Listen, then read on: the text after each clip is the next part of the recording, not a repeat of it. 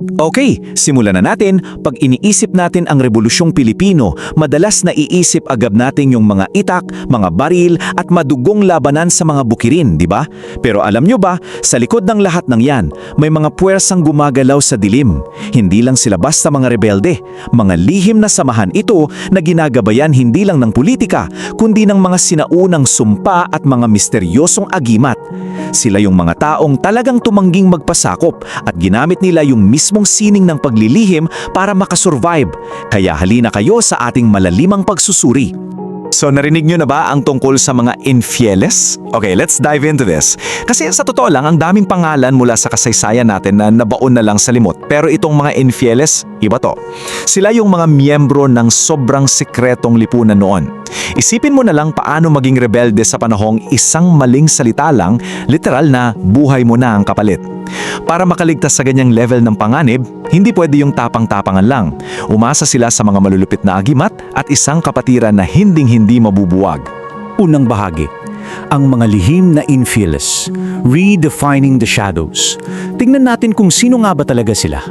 Sino ba talaga itong mga aninong ito? Actually, yung salitang infieles, noong una, isa siyang mapanlait na bansag. Ginamit yan ng mga Kastila para laitin yung mga taong hindi binyagan o yung mga kapatid nating nasa kabundukan na ayaw bitawan ng mga sinaunang paniniwala nila. Pero, at ito yung nakakabilib na part, noong panahon ng revolusyon, inangkin ng mga revolusyonaryo yung salita. Bilaliktad nila. Mula sa pagiging pang-insultong di binyagan, ang infieles ay naging astig na tawag sa mga grupong hinding-hindi yuyuko sa mga dayuhan. Sila yung mga aninong hindi kayang hulihin.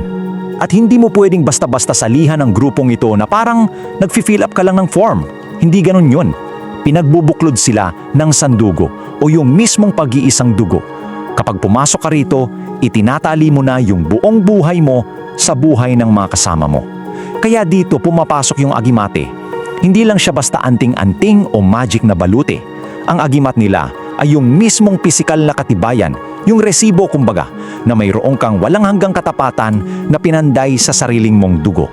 Pangalawang bahagi, sandugo at ang agimat, the mechanics of secrecy. Paano ba gumagana ang kanilang lihim? Ilagay nga natin yung sarili natin sa sitwasyon nila. Isipin mo, nasa gitna ka ng isang super delikadong operasyon, madilim, tapos may nakasalubong kang tao.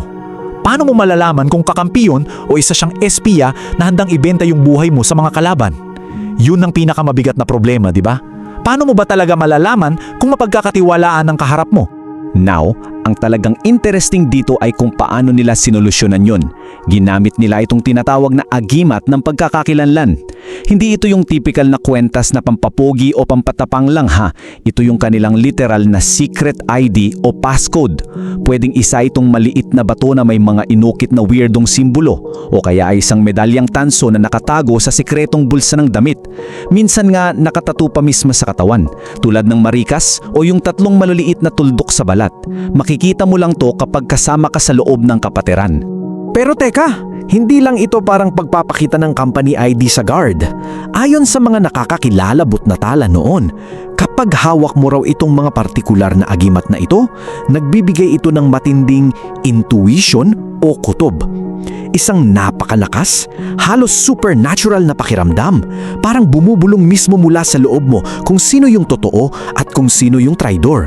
Kumbaga, yung agimat mismo yung nagsisilbing radar para sa kaligtasan mo.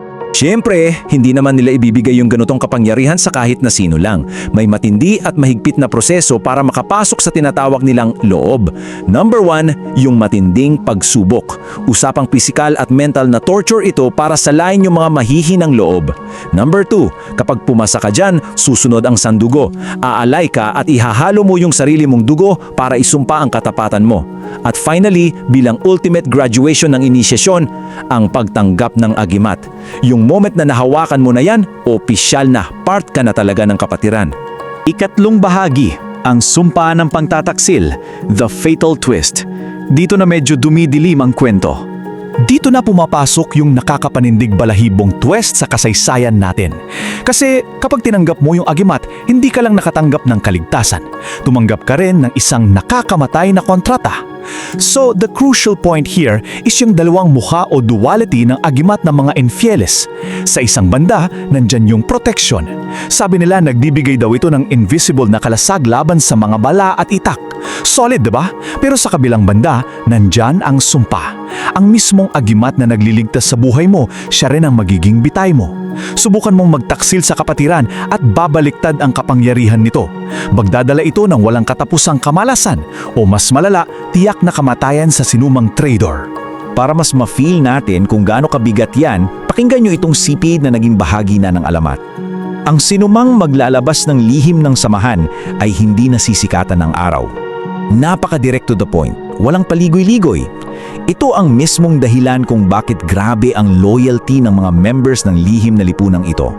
Isipin mo ba naman, yung mismong anting-anting na nasa loob ng bulsa mo, alam mong iyon mismo ang tatapos sa buhay mo kapag bumuka ang bibig mo sa kaaway. Grabe, no? Ika-4 at huling bahagi, pamana ng mga anino, the modern legacy. So ano nga ba talaga ang iniwan sa atin ng mga aninong ito? Ngayon, parang naging bahagi na lang ng kwentong bayan o kaya myth ang mga lihim na samahan, di ba? Pero ang katotohanan, mas malalim pa ito sa magic o sa mga tansong medalya. Ipinapaalala ng kwento ng mga infieles na ang tunay na paglaya natin noon hindi lang dinadaan sa dahas. Kinailangan ito ng matinding pagkakaisa, isang solidong tiwala sa isa't isa at paniniwala sa mga bagay na hindi nakikita pero nararamdaman. Actually, scratch that, hindi pala yung anting-anting ang pinaka-magic nila. Ang tunay nilang baluti ay yung mismong istruktura ng pagkakaisa nila na tumulong sa kanilang mabuhay noong panahon ng sobrang pang-aapi. At dito tayo naiiwang mag-isip ngayon. Tingnan nyo nga yung paligid nyo. Sa dami ng mga kwento natin ng kababalagan at sikretong katataasan noon. Sa tingin nyo ba, may mga lihim pang samahan sa kasalukuyan na tahimik lang na nagmamasid sa atin?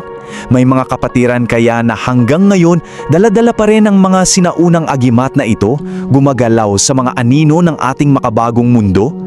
Nakakakilabot pero nakaka-curious isipin. Maraming salamat sa pagsama sa ating pagsusuri hanggang sa susunod nating pagtuklas.